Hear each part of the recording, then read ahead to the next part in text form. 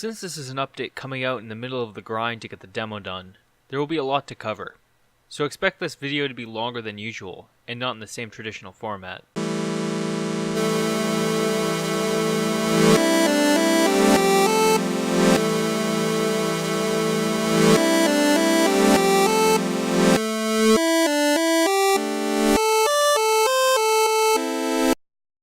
I said that I would let the community know how the demo is coming, and I'm not expecting to break that promise anytime soon. So being frank, I think things look good. My main goal for the stretch of time between the last update and this one now was to have the artificial intelligence ready for the demo release. I currently have the AI responding correctly to incentives and working well, so that is a green light for the timeline so far. The next week will involve getting the items finished and making the user interface for the demo itself.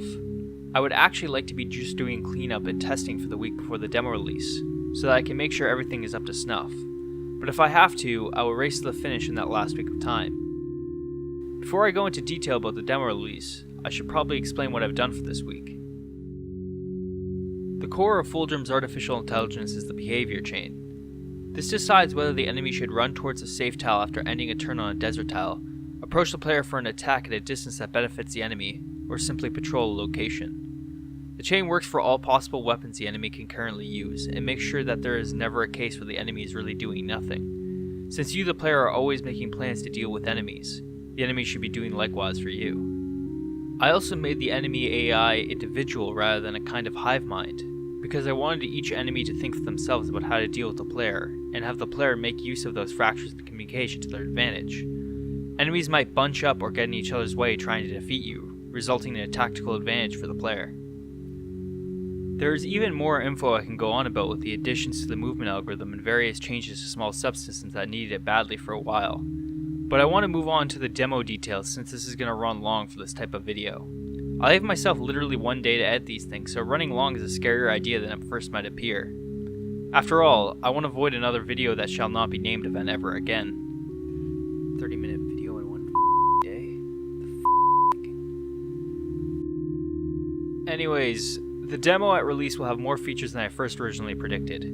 The demo will have standard matches versus AI on a randomly generated map, and you will be able to set up the enemy's weapons by hand, or just randomize them as well as your own as a player. Think about the civilization setup screen, and you'll have the right idea.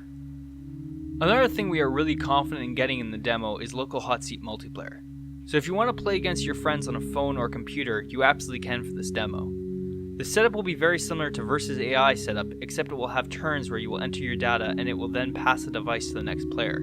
The data you entered, like weapon or item type, will then be obscured so your opponent has no idea what weapon or item you have.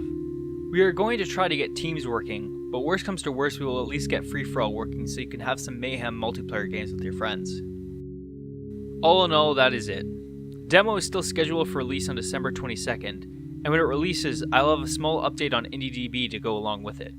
I've left a link to IndieDB in the description if you want to see more detailed write-up for this week.